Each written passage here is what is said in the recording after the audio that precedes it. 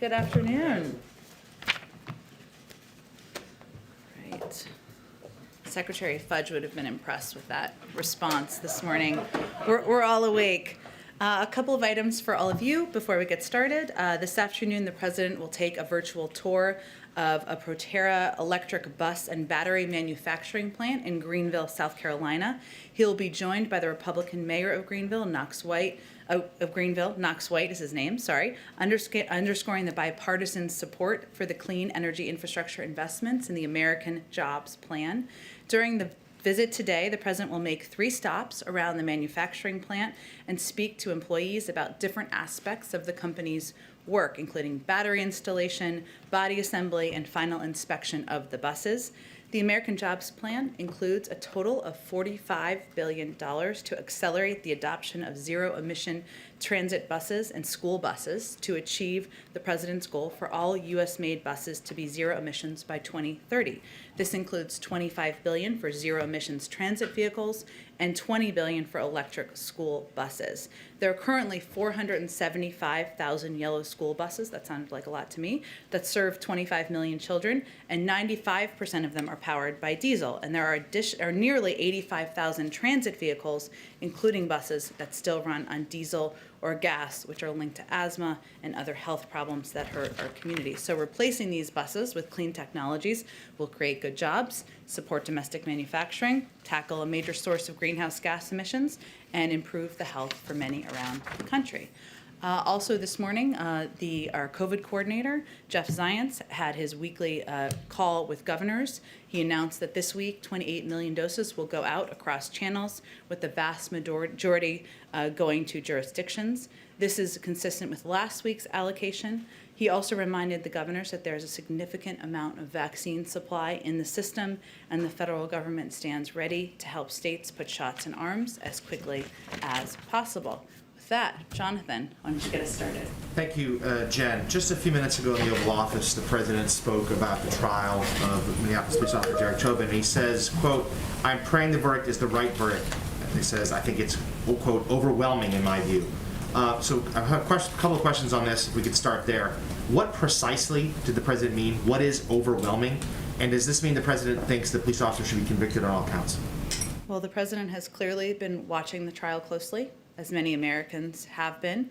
He was also moved by his conversations with the family yesterday. He knows the family, and as somebody who has been impacted by grief himself, that was a large part of their conversation, the conversation he had just yesterday. As he also noted, the jury is sequestered, which is why he spoke to this. But I would expect that he will weigh in more further once there is a verdict, and I'm not going to provide additional analysis on what he meant. You're not able to clarify what is overwhelming, the evidence, the case presented by the prosecution? We're not going to get ahead of the outcome. I expect when there is a verdict, he will have more to say. Okay, well, as you say, the President made note that he only spoke out today because the jury was sequestered. But of course, everyone else in Minneapolis and around the country could hear what he said. They'd be in a position to hear what he said today. We know there are worries about unrest. Is there now concern that the President's words could add to that if the, quote, right verdict is not reached? Well, first I would say that regardless of the outcome, the President has consistently called for peace. And our focus, as we are working with state and local authorities, is on providing the space for peaceful protest. And that will be consistent regardless of what the outcome of this verdict is.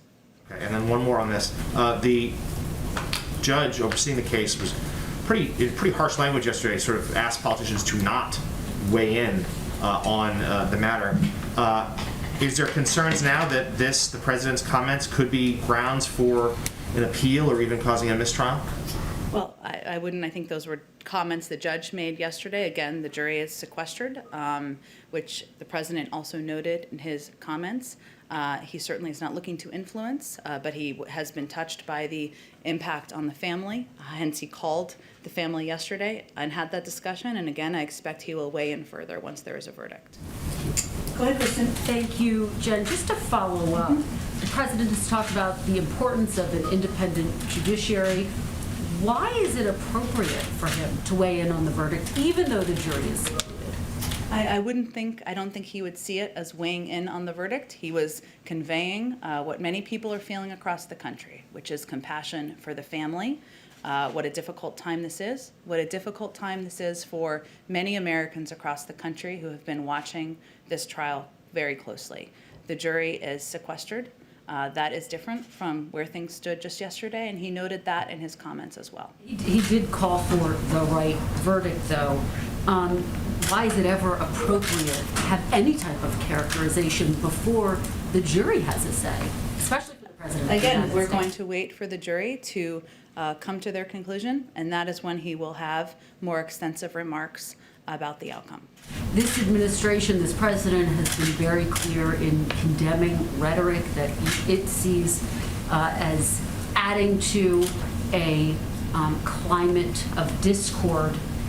Is it a double standard to not condemn or speak out against the comments by Maxine Waters, even if she didn't mean to imply violence? Well, first I would say that the Congresswoman has provided further clarification of her own remarks, and I would certainly point you to that. And if we're looking in this scenario, we're looking at a family who has lost someone. They've just watched a trial. They've seen the video play over and over and over again. Families across the country have watched the trial, watched the video play over and over again. Clearly, the impact of trauma and the exhaustion is on communities of color around the country more than it is on others. And the president recognizes this is an extremely painful issue, and of course, sympathizes with everyone who feels the grief of George Floyd's passing, as well as the killings of so many other people of color at the hands of law enforcement.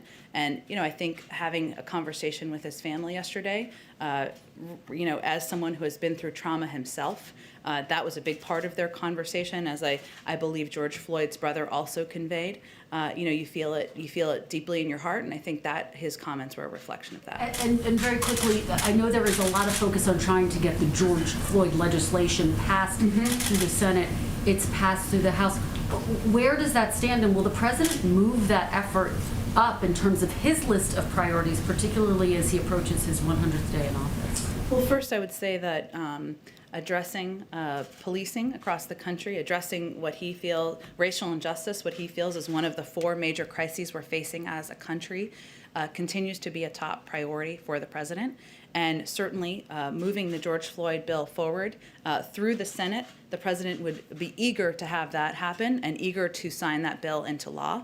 And he is not only kept abreast of it, he remains engaged in it with his team here and also directly. Go ahead, Josh. I'll come back to you, Kristen. Go ahead, Josh. May I ask for an update on the president's goal to reopen schools? Is his goal still by the end of this month to have majority of K-8 schools open at least one day a week? And if so, does he think he'll hit that goal? And to what extent is the administration worried by some of the more recent outbreaks we've seen among older age students tied to these new variants of the virus? Sure. Well, our goal remains to have the majority of schools open 5 days a week, and that is certainly something that is being led, that effort, by our Secretary of Education, and they've been providing regular updates. There's numbers that we look at on a month-to-month basis. We remain confident we can reach that goal. They're also, because of the CDC steps that they put out publicly, it seems like months ago, maybe weeks ago is more accurate to say, we know that those measures are effective and they can help mitigate risk in schools, and our Department of Education and also, of course, is working very closely with schools on implementing those and ensuring kids can be safe, but we remain confident about our path to reaching that goal. You're pleased with the progress so far. To what extent are you concerned that rolling closures are going to drag into the fall? This is a core promise of the president to get schools open where he can. Absolutely, and it remains a core promise. It remains something that his Secretary of Education is leading the effort on. I think the last data we've seen was from February, I believe, because of the reporting requirements, which showed that there was an increased number of schools that were open and also an increased number of schools that were open 5 days a week. And so we feel we're on the right track. And these mitigation measures, including wearing masks, including taking steps to provide social distancing opportunities, the money that's going out the door to schools and school districts that need that assistance, are going to help us continue to make progress. And with regards to your comment around the call with governors today, as you know, of course, the production of J&J has been relying on that one plant in Baltimore coming up. The J&J is now no longer siting its goal of delivering 100 million doses by the end of June. They're saying they'll deliver 100 million, but they're not saying when. How does this impact the president's goal? Of course, it was the availability of those shots that led him to say that every American there'd be enough shots for every American by the end of May. What is his current goal? And do you think that that plant will be online soon, given the FDA is involved in it? Well, of course, that's going to, with the second part of your question, of course, it's going to require FDA approval. As you know, there's a meeting on Friday to determine what's next as it relates to J&J, and hopefully we'll learn more then. We'll see. But our goal, we remain confident in our ability to meet the needs that we feel will be out there in the public by the end of May. And we will have enough vaccine for every American by the end of July without J&J. That is based on the supply that we've ordered from Moderna and Pfizer. And Pfizer, as I know you've probably seen, has also announced that they are going to work on expediting their own manufacturing and delivery of their vaccine. So we are confident we'll be able to meet the demand in the public. Now every American over 16 is eligible to receive the vaccine, and our focus is on continuing to encourage people to get shots in their arms. Sorry, one other quick one. There was a report yesterday in the Journal that the administration is considering reducing the amount of nicotine that can be in cigarettes and also restricting or banning menthol cigarettes altogether. Is that something you can update us on about whether the administration favors either of these positions? I have seen the report, of course. I don't have any policy proposals to preview today. We will review a range of policy options in line with the President's public health goals. But to reiterate, there are no policy proposals or decisions to review today. Go ahead. Thank you, Jen. One more question about the comments from Sure. Congresswoman Waters. The House Minority Leader Kevin McCarthy is accusing her of inciting violence, and then you had the judge yesterday calling her words abhorrent and saying that she was being disrespectful of the rule of law. I just want to be very clear here. Does the White House condone the Congresswoman's comments? Well, first I would say again that the Congresswoman clarified her own comments. And what I can do is speak for the President's view, which is that it's important to provide a space and an opportunity for peaceful protest, but protesting should be peaceful. That's something he has consistently advocated for, and he will, regardless of the outcome of the trial. She was calling on some protesters to perhaps get more confrontation. And she's had additional comments since then, right? Yes, Okay. she has. Which But- provide so- additional but I guess- clarification. But I guess my question is, does the White House believe that those kinds of comments are helpful in the middle of this trial that everybody knows could lead to more violence and unrest? Well, again, I can speak to what the President's point of view is, which is that it's important to provide an opportunity for peaceful protest. That's what he's continued to advocate for, what he's consistently advocated for. But I would also say that when somebody provides a clarification for their comments, that's an important context to include in anybody's reporting. I'd also like to ask a question about, since this is, we're 20, as Senator Chuck Schumer said from the Senate floor, he called it the unofficial American marijuana holiday. And he said that he now supports legalizing marijuana on a national level. Is this something that President Biden would support? Well, the President supports leaving decisions regarding legalization for recreational use up to the states, rescheduling cannabis as a Schedule II drug so researchers can study its positive and negative impacts. And at the federal level, he supports decriminalizing marijuana use and automatically expunging any prior criminal records. He also supports legalizing medicinal marijuana. So that's his point of view on the issue. So if the House and Senate pass a bill legalizing marijuana at a federal level, would the President sign it? Well, I just have outlined what his position is, which isn't the same as what the House and Senate have proposed, but they have not yet passed a bill. Go ahead. Okay, go ahead. Sorry, one final question, if I could. Some people in prison on marijuana charges are asking President Biden to keep his campaign promise and release them. Where is President Biden on keeping that campaign promise? Well, I think when I'm talking about rescheduling cannabis as a Schedule II drug, so that is also going to have an impact on the criminal justice system as well. Go ahead. Thanks, Jen. It's clear that dividing lines on the traditional infrastructure portions of the president's job and infrastructure package are the paid-fors. The president says he's willing and open to compromise. Republicans seem willing to support new and higher user fees for Americans who use roads, bridges, and airports. But the president has insisted that such fees violate his campaign pledge not to raise taxes on Americans earning less than $400,000. Is the president's idea of compromise just adjusting the corporate tax rate, or is he willing to budge on these user fees? Well, first, the president's pledge, which you touched on, which he outlined on the campaign, and he's reiterated since, that he's not going to raise taxes on people making over $400,000 a year. He's not going to budge on that pledge. So that is a line in the sand for him. But this package and this proposal is really about creating millions of jobs. It's about investing in and modernizing our nation's infrastructure.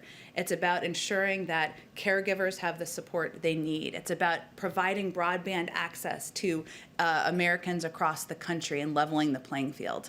That's what the discussion should be about. He believes it should be paid for, and there are really two options. Either you put the burden on the backs of corporations that can afford to pay more, or you put the burden on the backs of the American people. He's happy to have a debate about that particular issue. Cool. Democratic lawmakers are called on the Biden administration to scrutinize potential bank mergers more aggressively, arguing the Justice Department has approved too many, leading to higher fees for consumers and reduced access. Is the White House looking at this issue, and does it share those lawmakers' comments, concerns? Well, we've certainly seen the comments, and the president supports competitive markets and thinks robust competition is good for consumers and for innovation. He has appointed and will continue to appoint highly qualified people who are focused on vigorously enforcing our antitrust laws. That's one of his objectives he looks at. Of course, the Department of Justice, which handles these mergers in collaboration with the banking agencies, are probably the right sources to look to for additional content or comment. Sure. And last question. There have been at least 3 fatal crashes attributed to U.S. Tesla drivers using autopilots.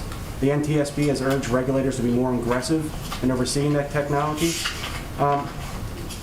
Is the White House engaged on this issue, and do they share the opinion of the NTSB? Well, I know the Department of Transportation, as you noted, is aware of these incidents involving Tesla vehicles, and that the National Highway Traffic Safety Administration, otherwise known as NHTSA, immediately launched a special crash investigation team to investigate the crash. They're actively engaged with local law enforcement and Tesla to learn more about the details of the crash, and will take appropriate steps when they have more information. And of course, they remain in touch as appropriate with our teams on the ground and teams in the White Sure, House. but does the White House have any concerns or anything specific? Well, about it's this? appropriate for it to be handled through NHTSA and NTSB, so that's where it's being handled.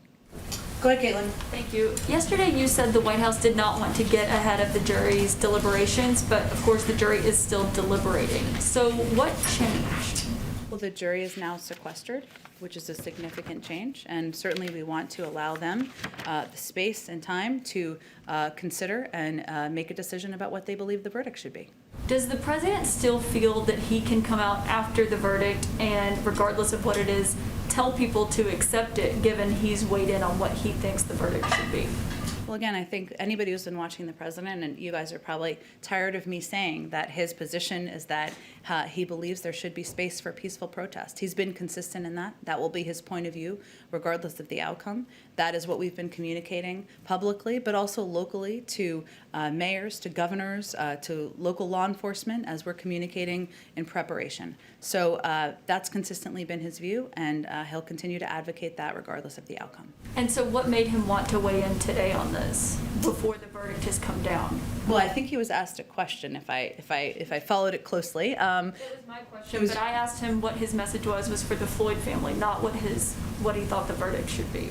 Well, I think, Caitlin, he obviously has been following this trial quite closely, as many Americans have been. He has been, was obviously impacted by his conversation with the Floyd family yesterday, as somebody who has lived through loss and trauma himself. And he certainly has his mind and his heart on what is happening around the country as people are digesting and watching these videos and watching this trial go forward. So he knows the jury is sequestered, as he noted in his comments, which is certainly a different place from where it was yesterday. And who is he consulting with about what his response should be after the verdict does come down? I know we talked about speaking with state officials and local authorities, but who are his advisors that he's speaking with about the right way to respond to the verdict, regardless of what it is? I think that's something that will come from the president's heart, and he will be prepared to speak to it in some form or another. I don't want to get ahead of what that format will look like when we know what the verdict looks like. Okay, and my last question, the U.S. ambassador to Russia is now coming home from consultations. Yep. Of course, amid a pretty tense week with Russia. Is he going to be meeting with the president? And can you confirm that, yes, he will be going back to Russia? Yeah, that is absolutely the intention. He's returning home this week to visit his family. He hasn't been home in about a year, I believe. Meet with members of the new administration with whom he's not had a chance to consult with since he agreed to continue serving in his post. And he'll return to Moscow soon. Does that include a meeting with the president, though?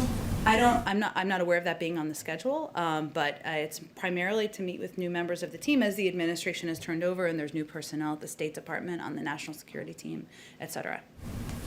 Go ahead. Yes, the president spoke with the Floyd family yesterday. He talked about the trial today. What does he see as his role or responsibility as president during these deliberations and then perhaps as a verdict comes down? Well, I think one, the president, as I've noted a little bit in response to some earlier questions, is certainly was touched by and impacted by his conversation with the Floyd family yesterday. He met with them last year. It's a family he feels he knows a little bit, and he's somebody who has been through trauma and loss himself. And so if you put all the politics aside and everything else, that's something that is an immediate, unfortunate bond between people who have lost family members. He also understands this is an extremely painful moment for many people in this country who are exhausted, who are tired of seeing one person after another lose their life at the hands of law enforcement. He's aware of that and the need for reform. So I would say, I'm not going to get ahead of what the outcome is or what the verdict is, and I would expect you'll hear some comment from the president. I don't know what format that will look like. We'll have to see what the verdict is once it is concluded. The jury has made their decision, and that is concluded. And we'll see what his role is moving forward. And He'll continue to call for calm. Okay, and what is the White House's goals for the climate summit later this week? Sure. And were they pleased to hear that Vladimir Putin would be speaking at it? Well, we invited him to attend, as we did 39 other global leaders. So I would say first we're going to have a briefing call later this evening to give you all a better rundown of the schedule, the speaking, and what is planned for speaking at the summit. So I know there's been kind of a mix of reporting out there, but we'll give you more of a full rundown later this evening. But the president's goal is really to convene the world's major economies and other key voices to galvanize efforts to keep the vital goal of limiting warming to 1.5 degrees Celsius within reach. And we know we have had some backstep on that, which the United States has been certainly a part of over the last couple of years. We have a role to play. He'll certainly talk more about that, but during the summit, leaders will discuss mobilizing public and private sector financing to drive the net zero transition and to help vulnerable countries cope with climate impacts. Obviously, world's larger economies, as you all know, have a sometimes greater responsibility for themselves, but also for economies that are not as economically advanced in helping address these issues. And he'll also it's an opportunity to also talk about the economic benefits of climate action with a strong emphasis on job creation and the importance of ensuring all communities and workers benefit from this transition. So he'll be talking about that, but it's really an opportunity and a forum to talk about how as a global community we can all come together to address what he sees as one of the 4 crises of his presidency. Was Putin's involvement important given the tensions between the two nations right now?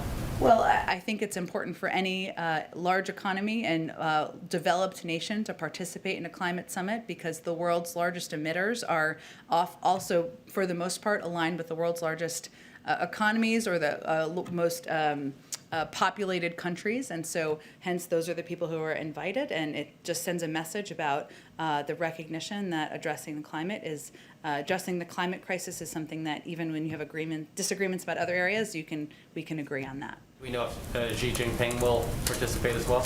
I believe that almost every leader who was invited is attending, but they'll give you more of a rundown of that later this evening and a more detailed rundown of the speaking program as well.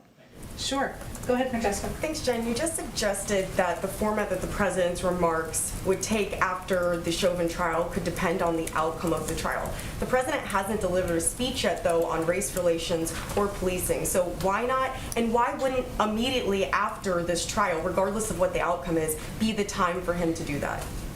Well, first I would say again that addressing race relations and improving equity in this country is central to his presidency and central to his focus every day. And his actions, his policies certainly play that out. I'm not going to get ahead of what the outcome of the trial will be, and I'm just attempting to set an expectation about that we'll decide what's appropriate and what the country needs to hear once we know the verdict and once we see the outcome. You also said that he had been engaged directly on policing reform legislation. Has the president picked up the phone and called any Senate Republicans, such as Republican Senator Tim Scott, about policing reform legislation? I don't have any calls to read out for you, but I can tell you that in his conversations with Democrats and Republicans, and he's spoken with many of both, he talks about a range of issues. I'll also say that a lot of the work on the George Floyd Act is happening on the Hill. And the negotiations between members of the Senate, you referenced Senator Scott, obviously Senator Booker is playing a vital role. They're going to have to work together with other members of the House to determine where there can be agreement and what an outcome can look like, and if they can come to agreement on that. That's the status. The president would love to have a bill come to his desk so he can sign it into law. Well, last summer, policing legislation stalled because they couldn't come to a consensus on issues like qualified immunity, no-knock warrants, as well as bans on chokeholds. So what is the president's position on qualified immunity, and does he think that Democrats should agree to pass legislation that perhaps doesn't ban no-knock warrants or ban chokeholds, but would restrict their use in some capacity, such as limiting federal funding or something like that, in order to get Republican support for that bill and get a bill passed into law? Well, we're going to allow Democrats and Republicans in the Senate to negotiate amongst themselves about what they think a final outcome or a final agreement could be. And we're certainly hopeful that they'll make progress in that, and the president is eager to sign policing reform legislation into law. And certainly we recognize it stalled last year. There's been work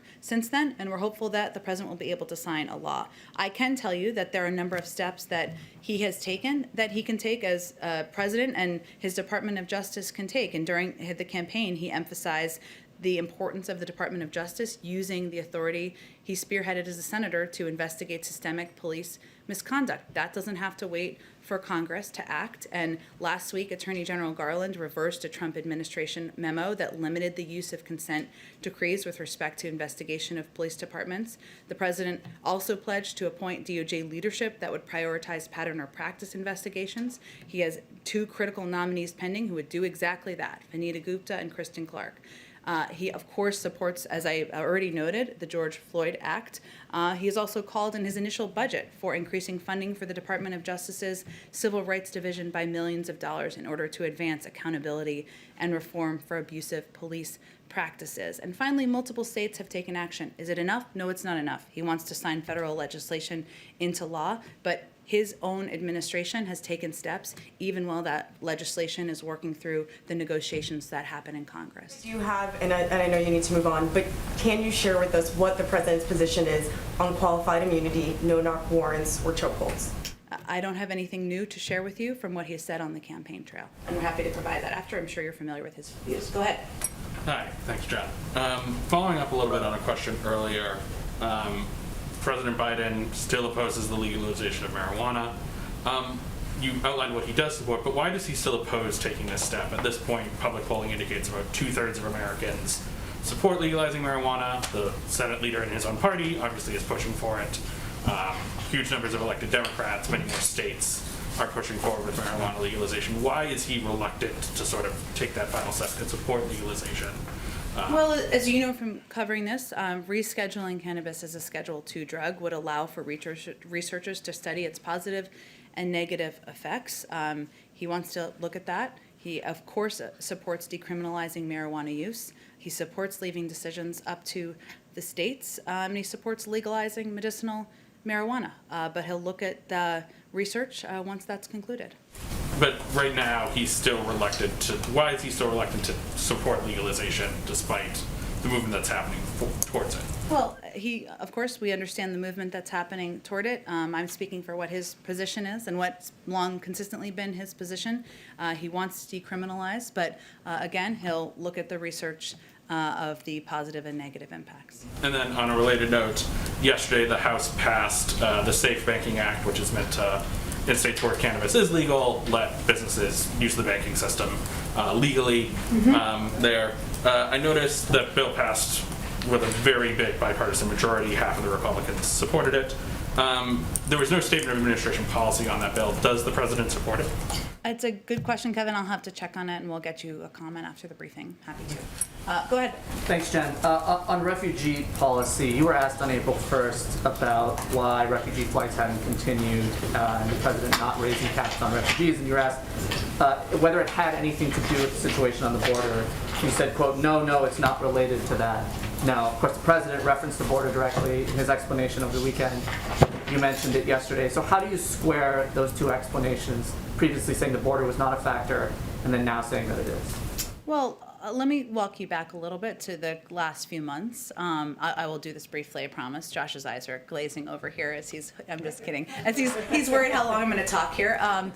I'll first say during the transition, Sean, we took a look at what had happened over the last few years and how we could set a more aspirational, larger goal so we could welcome more refugees into the country. And we set a big aspirational goal, which we remain committed to, which is welcoming in 125,000 refugees by the end of the fiscal year next year. And the president announced that, and he announced that we want a down payment on that, I should say, 62.5 thousand by the end of this fiscal year. Now, a couple things have happened in the last several weeks, and some of that was happening deep in the policy wells, and sometimes it takes some time for that to be communicated more broadly within the administration, including the fact that the impact on ORR, the Office of Refugee Resettlement, of having, of course, welcoming in, delivering on a decision the president made to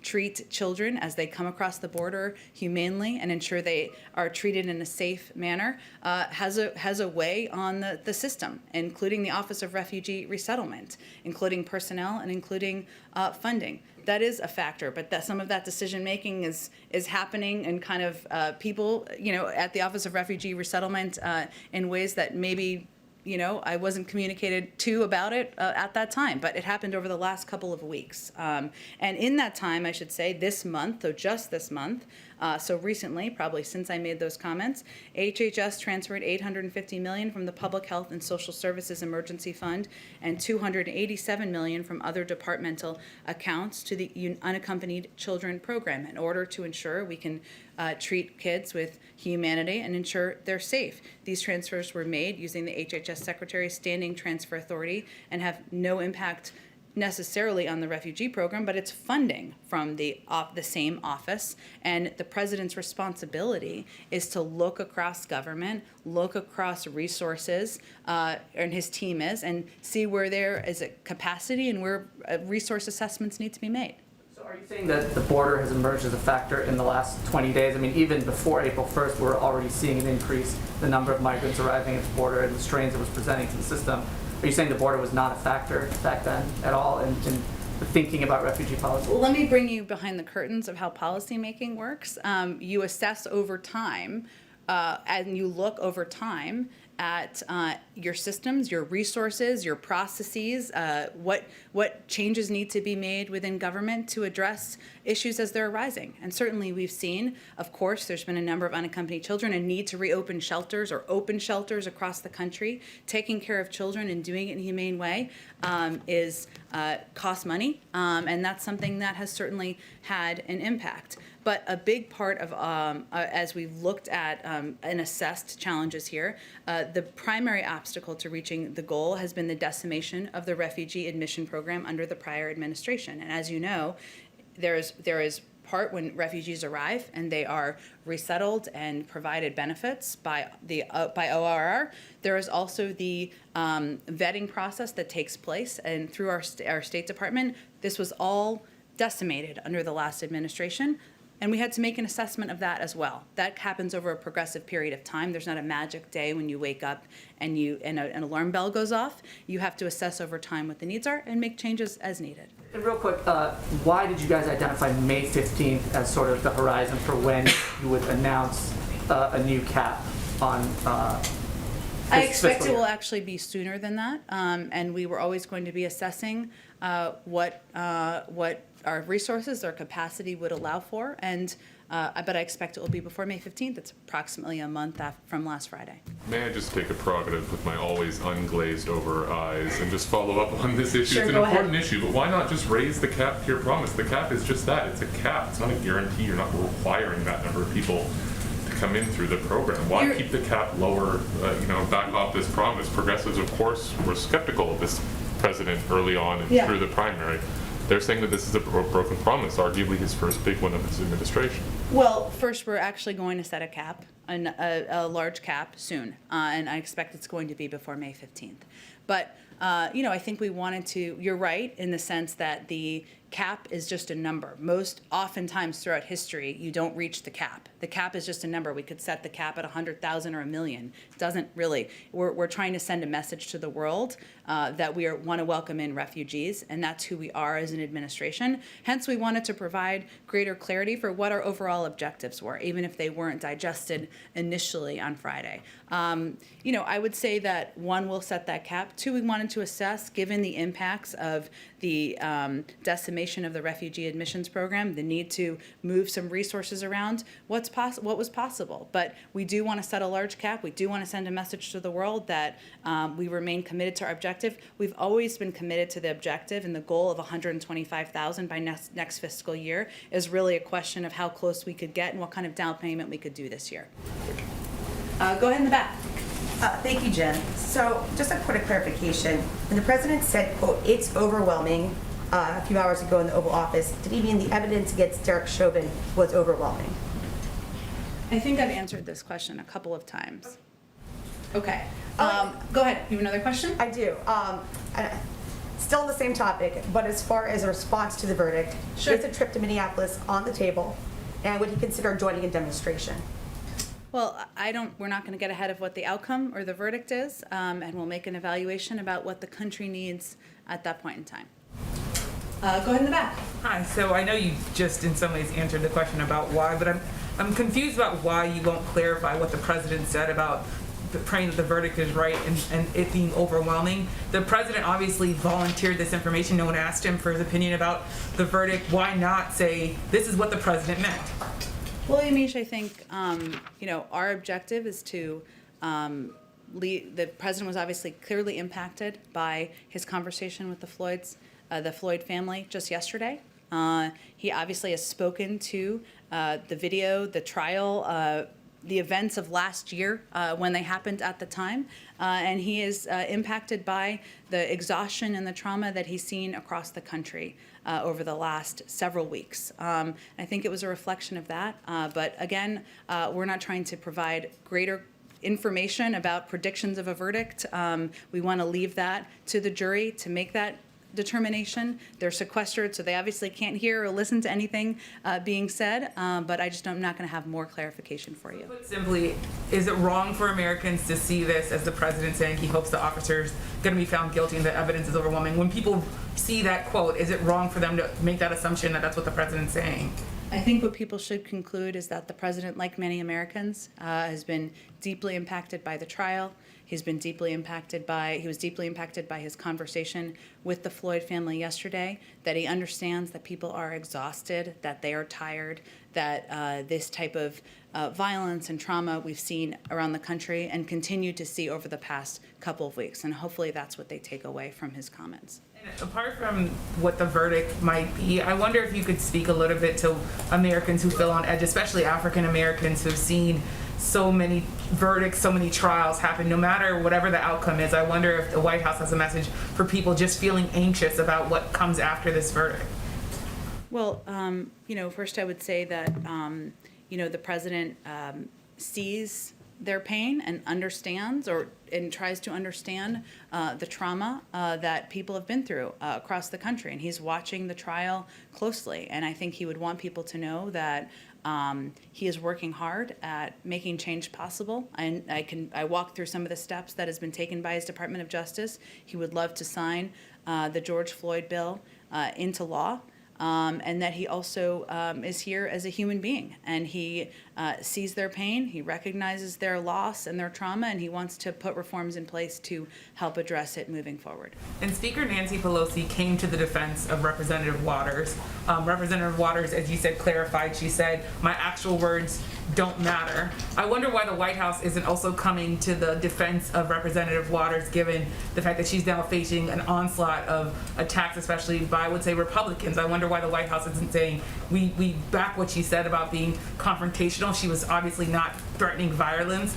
There are civil rights leaders that are saying that's what civil rights is to be confrontational, to be active. Well, she also clarified her own remarks, Yamiche, and I think that's the most powerful piece to point to. And one go last ahead. question, if I could.